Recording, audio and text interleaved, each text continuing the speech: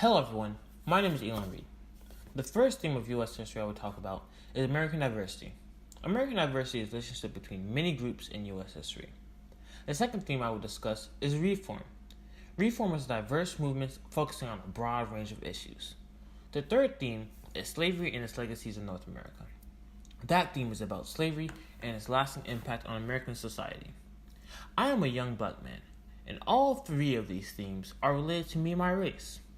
Through my examination of U.S. history, I believe an American citizen of today should exhibit knowledge of American diversity and the trends of one group being oppressed, which still happens to this day. Reform and the trends that some will try to hurt one's rights, but in the end change will come. And slavery and its legacies in North America, and the trend that even after being freed, African Americans still had to fight for equal rights. American diversity has had the trend of groups being oppressed, even though people were trying to prevent this. This can be proven in Henry Ravenel's diary, in which he stated, "My black people all express a desire to remain with me. I am grateful at the proof of their attachment. I believe it to be real and unfeigned. For the present, they will remain. But in course of time, we must part, as I cannot afford to keep so many, and they cannot afford to hire for what I could give them. As they have always been faithful and attached to us, and have been raised as family servants, and have all of them been in our family for several generations. There is a feeling toward them somewhat like that of a father who is about to send out his children on the world to make their way through life. Those who have brought this present change of relation upon us are ignorant of these ties. They have charged us with cruelty. They call us man-stealers, robbers, tyrants. The indignant denial of these charges and the ill feelings engendered during 30 years of angry controversy have culminated at length in the 4 Years' War, which has now ended. During Reconstruction, President Andrew Johnson let Confederate leaders take back their roles as leaders in the South, which allowed African Americans to be oppressed in the South, just like what Henry Ravenel claimed he was not. Thaddeus Stevens was a Republican who fought for the rights of recently freed slaves, as stated by him in his speech in favor of black suffrage given to the 39th Congress. Without it, all are sure to be ruled by traitors, and loyal men, black and white, will be oppressed, exiled, or murdered. Stevens was a radical Republican and pushed for harder requirements for southern states to restore their government. All while groups like the KKK terrorized African Americans and loyal whites in the South. It isn't just African Americans that are being oppressed, though. Jacob Riis, a mudraker in the progressive movement, advocated for better standards in the tenements in New York City. As stated in his biography found on Spartacus Educational, he was a terror to the officials and landlords responsible, as he saw it, for the desperate condition of the tenements where the poor lived. He had exposed them in articles, books, and public speeches, and with results. All the philanthropists in town knew and backed Riis. He was able then, as a reformer and a reporter too, to force the appointment of a tenement house commission that he gently led and fiercely drove to an investigation. And a report which followed up by this terrible reporter resulted in the wiping out of whole blocks of rookeries, the making of small parks, and the regulation of the tenements.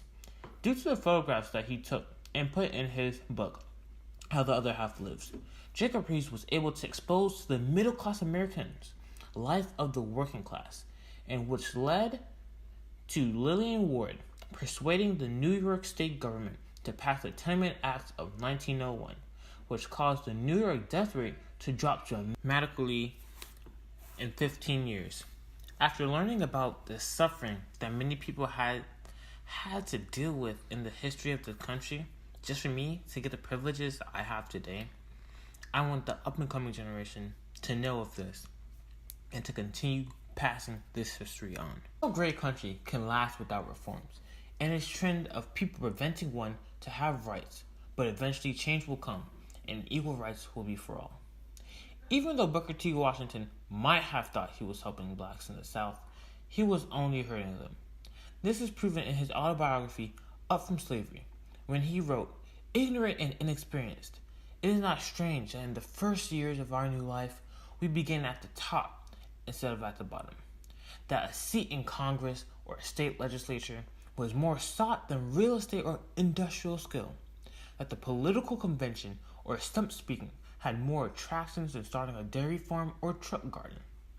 Washington believed that African Americans should accept segregation for the time being, and that farming and vocational skills were the best education for them. Others sought to reform the ways workers were looked at and give them more rights. Samuel Gompers stated in his letter on labor in industrial society to Judge Peter Grosso, "How then can you consistently criticize the working men for recognizing that as individuals they can have no influence in deciding what the wages, hours of toil, and conditions of employment shall be?" Samuel Gompers formed the American Federation of Labor and won wage increases and shorter work hours for workers, showing that change was possible. There was more to be done, though. Jane Addams advocated for better public health, as proven in her biography from NobelPrize.org. In her own area of Chicago, she led investigations on midwifery, narcotic consumption, milk supplies, and sanitary conditions, even going so far as to accept the official post of garbage inspector of the 19th Ward at an annual salary of $1,000. She and others like Lillian Ward have bettered health services and improved the lives of the poor. These reforms in history have shown me that a lot of work and pain went into giving us the rights that we have. This is important for future generations to know how we got where we are and for them to continue the legacies of these people and the people of today working to reform problems in the world. There is no talking about American history without bringing up slavery and its legacies in North America. People have tried to give African Americans equal rights for centuries, but others have been there to further oppress them and prevent them from having them. The first proof of people giving African American rights is the government with the Civil War amendments, which state neither slavery nor involuntary servitude, except as a punishment for crime whereof the party shall have been duly convicted, shall exist within the United States or any place subject to their jurisdiction. Congress shall have power to enforce this article by appropriate legislation. All persons born or naturalized in the United States and subject to the jurisdiction thereof are citizens of the United States and of the state wherein they reside. No state shall make or enforce any law which shall abridge the privileges or immunities of citizens of the United States. Nor shall any state deprive any person of life, liberty, or property without due process of law, nor deny it to any person within its jurisdiction the equal protection of the laws. These laws were passed to ensure that newly freed slaves had the same rights as every other American citizen. Southern states would later find workarounds to these amendments, though. The Mississippi Black Codes were passed by the Mississippi legislature in them states, be it further enacted that in the management and control of said apprentices, said master or mistress shall have power to inflict moderate corporal chastisement, as a father or guardian inflicts on his or her child, or ward at common law. Black codes were laws designed to keep African Americans in a slave-like state, although they did have some rights. Black codes did discourage freedmen from starting businesses, though. At the turn of the 20th century, new leaders for African Americans emerged to ensure that they had equal rights.